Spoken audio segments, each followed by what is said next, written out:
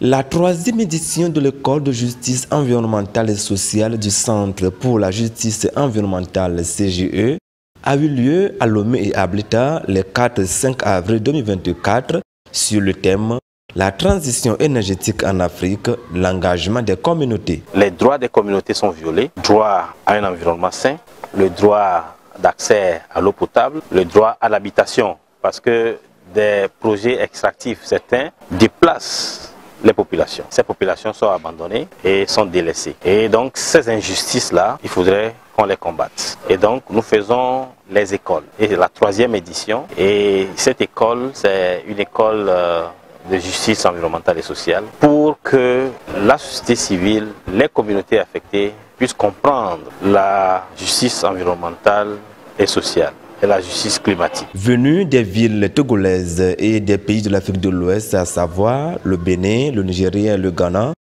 les participants se sont rendus le 5 avril à Blita, à plus de 300 km au nord de Lomé, pour visiter la centrale électrique qui y est installée.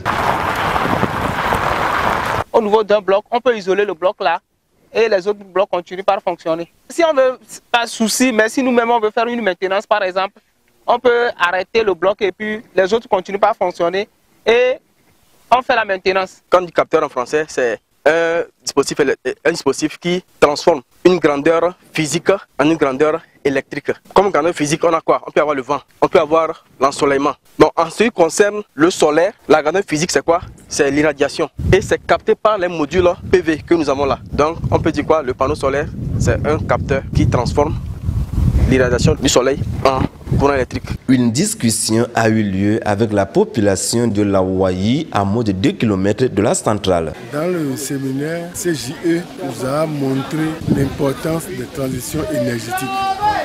On doit laisser les énergies fossiles et nous attaquer aux énergies renouvelables, surtout les énergies renouvelables. Ce que ça peut apporter de bien pour la communauté.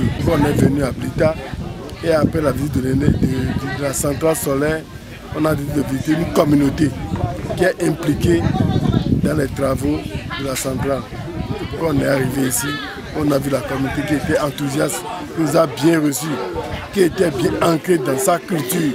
Et ça nous a vraiment fait du bonheur. Pour le directeur du Centre pour la justice environnementale CJE, c'est un grand plaisir d'écouter les populations se prononcer sur ce qu'elles vivent réellement. 2 jours de l'école de justice environnementale et sociale. Hier, c'était le débat sur les changements climatiques et la transition énergétique. Et aujourd'hui, on est venu dans la communauté de la préfecture de Blita, Boulaoué. Et cette communauté est une communauté riveraine de la centrale solaire de Blita. Et dans un premier temps, nous étions partis à la centrale pour voir le fonctionnement de la centrale, s'enquérir des informations sur le voltage, sur la technicité de la centrale. Et après, on est venu à la communauté dans laquelle nous sommes maintenant, Boulaoué, pour savoir la dynamique de la communauté autour donc, de cette centrale-là. Savoir si cette communauté est impactée par la centrale, quelles ont été leurs démarches, c'est quoi les jeunes font, quel est donc leur moyen de subsistance. Et tout ça, on a été satisfait par leurs réponses. Donc c'est pour dire que cette communauté, elle est agricole, elle n'est pas directement impactée par la centrale, mais du moins l'impact qu'ils ont eu, c'est que les terres cultivables leur ont été retirées par les propriétaires.